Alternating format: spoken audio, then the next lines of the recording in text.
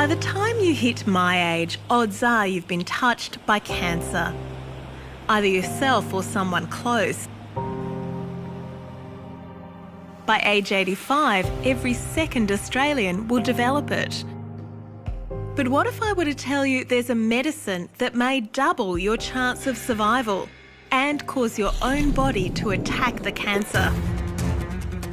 It's exercise, but not as you know it. I'm here at a clinic where, in a groundbreaking move, people are being prescribed specific targeted exercises designed for their own tumour and treatment on the same day as they get their chemo or radiation. The evidence is so strong now that the cancer patients deserve this medicine. You've literally this minute come from chemo. Yep, straight from the hospital to here. In this program, we'll show you what professionally prescribed exercise is doing for a group of Australians with cancer. It was the best thing I ever did. It made me feel better. I felt better at the end of each session. And presents startling new research that reveals the secret of how it works. The muscles are producing chemicals and they're actually destroying tumour cells. The trial is still ongoing, but the early results are so impressive. The doctors think it will be a game changer.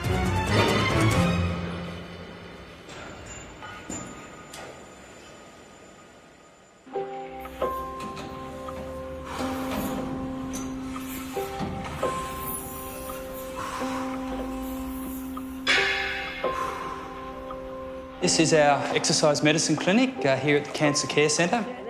As far as I know, this is a world first to have that close to the actual chemotherapy, radiation therapy suites. The man behind this audacious new program, which includes a gym built inside the Cancer Treatment Centre, is Professor Robert Newton. To head radiotherapy today. Yeah. Director of the renowned Exercise Medicine Research Institute here in Perth, Western Australia. A lot of our research is actually driven by the oncologists because they're working with the patients and they see what's happening.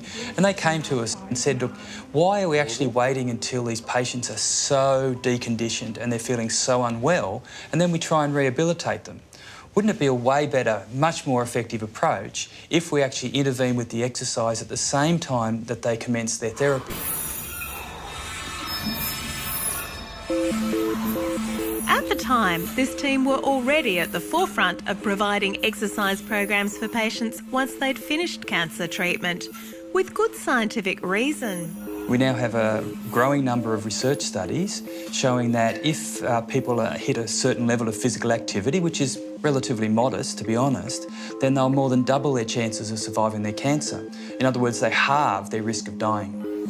But the idea to start the exercise program at the same time as starting punishing cancer treatment, well, that's still pretty radical. It was a little bit of a step into the unknown because chemotherapy, as most people would know, is a very difficult journey for the patient. And to put exercise on top of that, you know, is that a good idea? Will they tolerate it? Will it be safe? What about the muscle strength? How are you going with the gym work? To actually go against that mould and say to people, right, up you get, you're having chemo today, that's fine. Now we want you to get on an exercise bike and now we want you to start doing some weights. Because it is a new concept. Yeah, of course we're all nervous about it. Okay, 2 more reps, Margaret, and then you can have a rest. So push, push, push all the way. Convinced, though, they had a great team of oncologists and exercise physiologists on board, they began. One of their first recruits was Natalie. I was diagnosed with breast cancer on the 11th of February last year. It was already spread through my milk ducts in my breast, on my left breast. It was quite serious and it was quite advanced, so we needed to get on top of it quite quickly. Hello. Here you go. You ready? I've got a 4 and a 6-year-old and a busy husband at work, and it just turned our lives upside down. Absolutely, upside down. Natalie knew to brace herself for heavy-duty chemo, but she never expected to be asked to exercise. At the time, I wasn't very fit and healthy anyways, so why not try it, you know? And so I did. I went along and pretty much straight away as soon as I started chemo. Joined up, got a phone call, had to commit.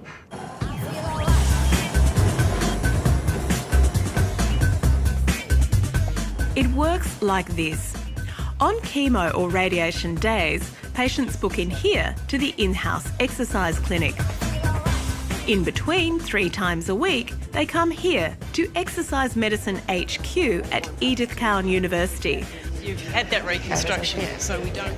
All under the direction of a team of expert exercise physiologists. Effort, you breathe out. When I first met Natalie, she was struggling quite hard with her chemotherapy. It was hitting her hard, but she's such an awesome woman, determined to exercise whenever she could. Up and down. Another 3 reps. It's the exercise physiologist's job to tailor the program for each cancer patient's special circumstances. Keep that breath going, it's really important. Natalie got some really bad peripheral neuropathy in her feet, so it really hurt to walk. So obviously the treadmill was out of the question, and so we moved her onto a recumbent bike. Still, as Natalie was one of the first, many were understandably nervous about whether it would ultimately prove too much, including Natalie's kids. I didn't think I should do it. They were a bit scared because I looked so frail and I looked so bold and I looked different, and I was getting my gym gear on and dropping them off to school and off I'd go. And then, "You're going to gym again, Mum?" After chemo, yeah.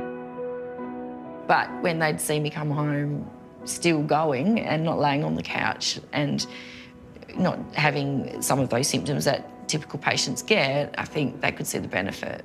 That's it. Good. Natalie often dragged herself in, but by the end of the session, she'd be feeling so much better than when she came in.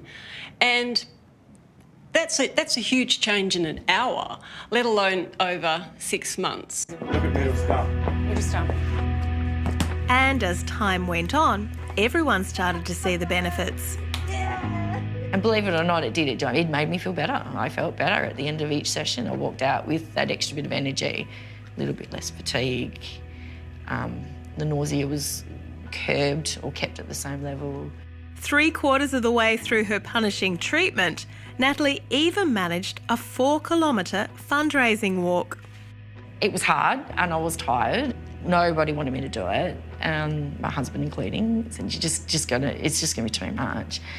And I just did it, and it was amazing that you could do it. Everyone, including her oncologist, were very surprised with how well Natalie went through her treatments, because she was going through particularly hard chemotherapy regimens to try and kill this cancer. But it wasn't just Natalie who was doing well. I'm probably surprised by how good people's blood counts are. I'm surprised by their well-being, by how well they feel on chemo.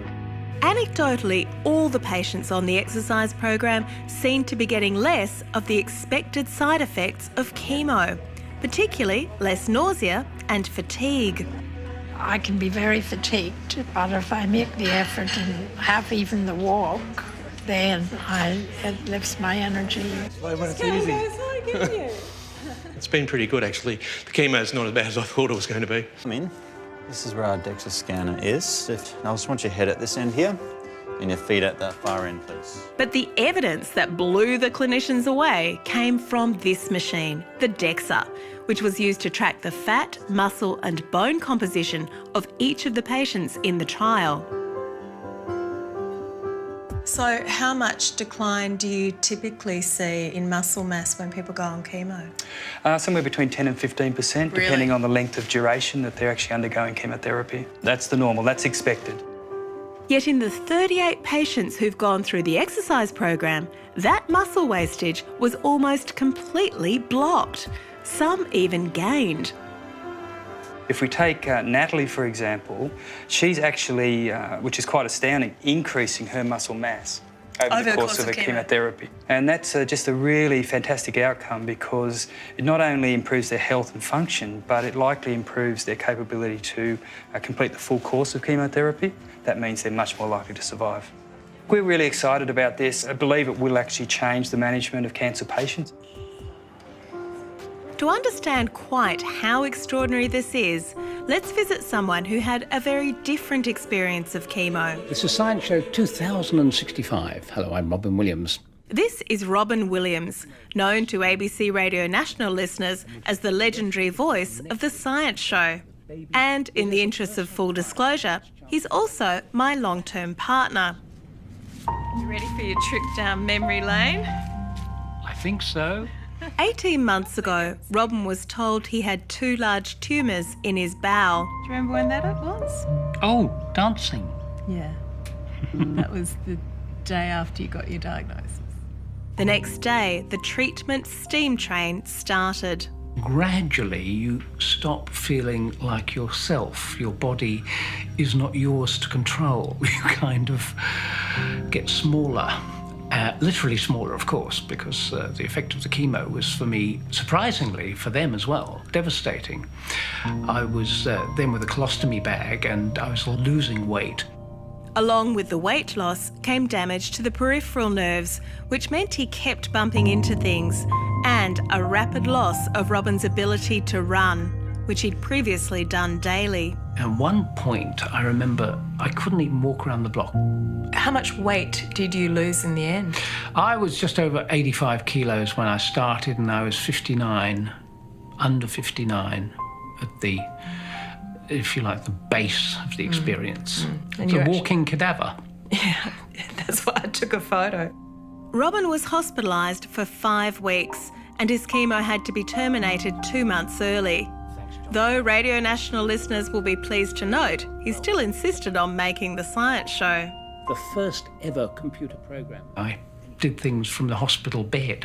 We never missed a program. It is a personal. Robin's experience was particularly bad, but it does help show why the fact the patients on the exercise trial are maintaining their muscle mass is so significant.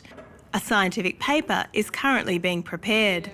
The benefit in terms of muscle mass is absolutely extraordinary, because we know that there's no pharmaceutical intervention that can actually stop that decline in muscle mass. The only thing which will do that is highly targeted, prescribed, tailored exercise. It certainly appears as though something here is working, which begs the question, how? One likely mechanism is pretty straightforward. It's all about blood flow. One of the troubles of getting chemo into a tumour is that tumours often have a really poor blood supply. But exercise increases blood flow, potentially allowing more chemical to get inside the tumour where it's needed. That's why I believe that the greatest effectiveness of exercise is when you actually exercise either immediately before or after the actual session of receiving the chemotherapy. Because either before or after, you're still influencing the circulation of blood into the tumour, so you have to be delivering more of the chemotherapy agent, targeting the specific cancer cells. But the science gets way cooler than that. In the last 3 years, some fascinating discoveries have been made about what exercise does to the immune system. Our bodies are making potential cancer cells all the time, but our immune system regularly finds them and destroys them. Crucial to our tumour defence force are so-called natural killer cells. They're one of the only cell types that can recognise threats generated by our own bodies and call in an attack. It's one of life's great mysteries why some cells slip past our defences and begin to grow. So our own immune system is still one of the best ways to fight the cancer. The trouble with chemo is, at the same time as it's poisoning our tumour cells, it's also wrecking our immune system. Which brings us to a small but remarkable study conducted in Sweden and published in 2013. A group of 10 average healthy young men were exercised on a bike for 60 minutes.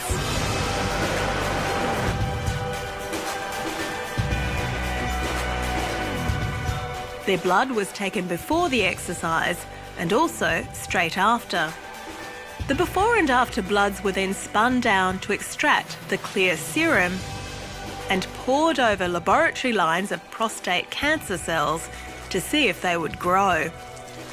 Incredibly, the serum taken straight after exercise suppressed the cancer cell growth by 30%.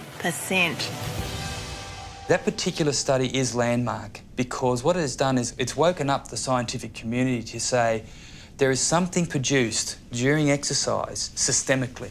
So the muscles are producing chemicals which are going to all parts of the body and they're actually destroying tumour cells.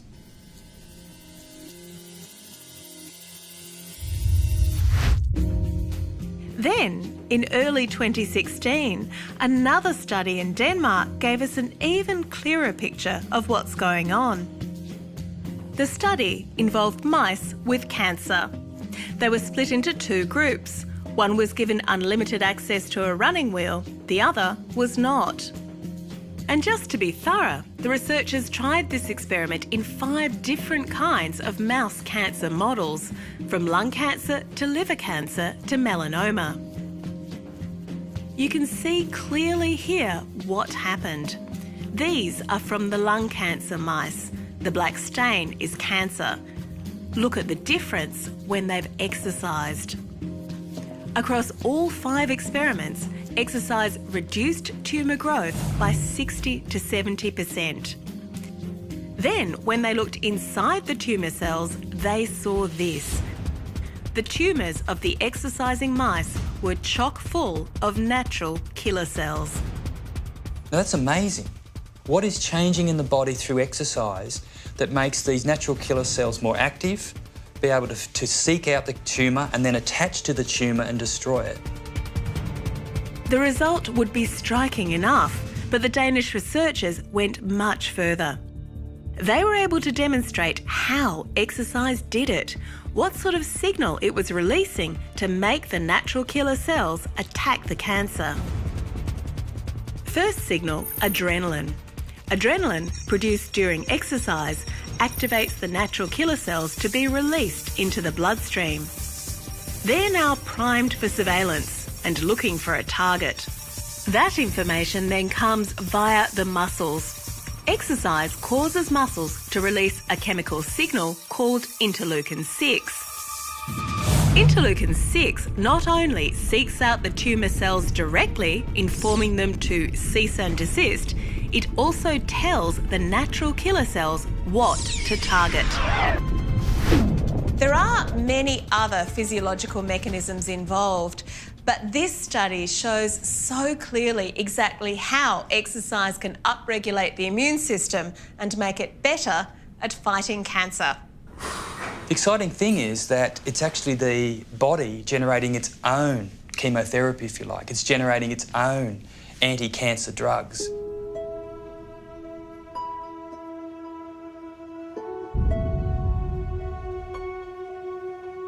But is all exercise the same, or can some treat specific cancers better than others? Lee has prostate cancer.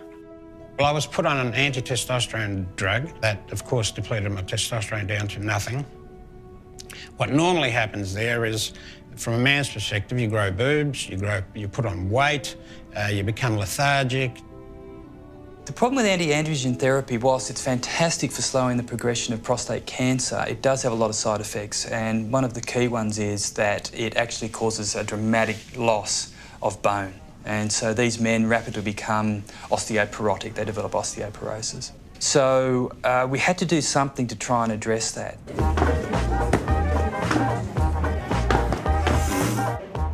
7 years ago, Professor Newton's team took a group of men who were on anti-androgen therapy and prescribed them 3 different types of exercise. One group of participants did aerobic exercise only. Another group did aerobic exercise plus resistance training. The third group did resistance work plus jumping. Impact training. Lee was assigned this treatment.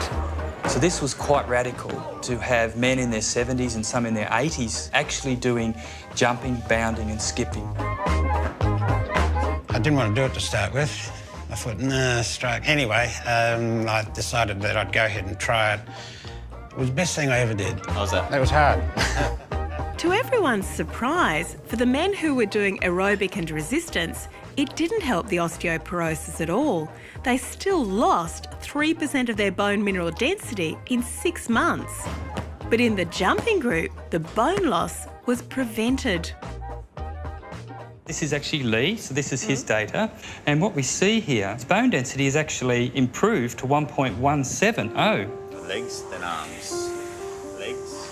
It gave me a new lease of life. I met a whole bunch of fantastic people. I got healthy, I got fit. Probably the best thing that ever happened to me, getting cancer, as strange as that may sound. It was only the combination of resistance exercise and the impact loading that totally obliterated the bone loss. So that was a world first and an outstanding outcome. It also showed clearly how important it is to know which exercise to prescribe for each condition.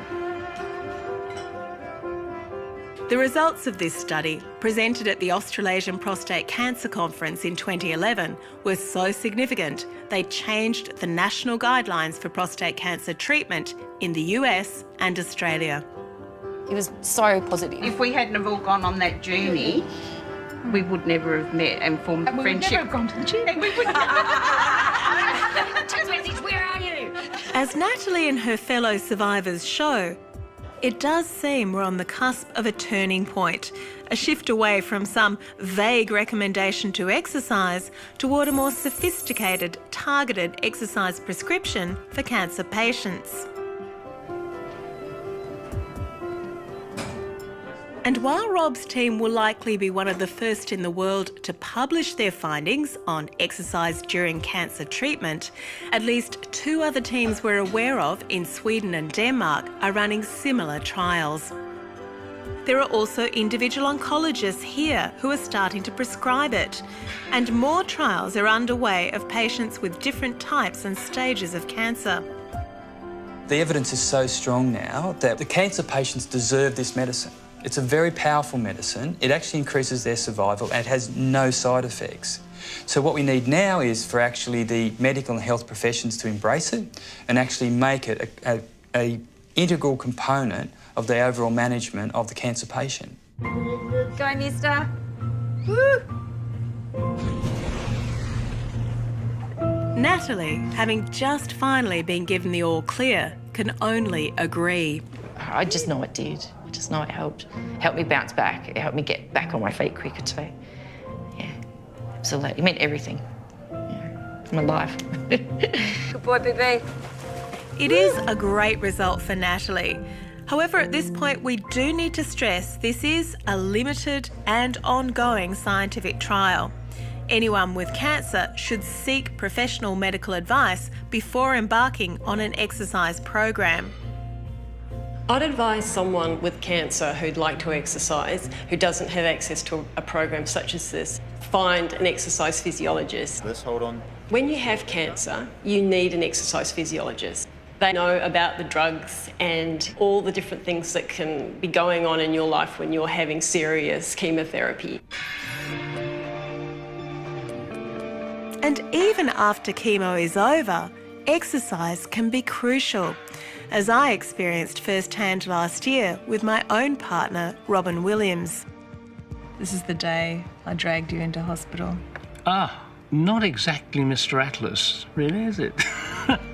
Months after his treatment finished, Robin still wasn't recovering from the fatigue and nerve damage, until finally he tracked down an exercise specialist. We there yet? Started his own targeted program and turned things around. That's great. I'm working on rotating that. When Robin first did this exercise, he was literally falling flat on his face. Weight training, treadmills, you name it. Boxing even. Me. Hadn't done that since I was 13. That's great. Trump. Everyone's cancer experience is different, but appropriate exercise before, during or after treatment seems to substantially improve our odds. And that's 2 months later. The zombie rises. Long may the remission last.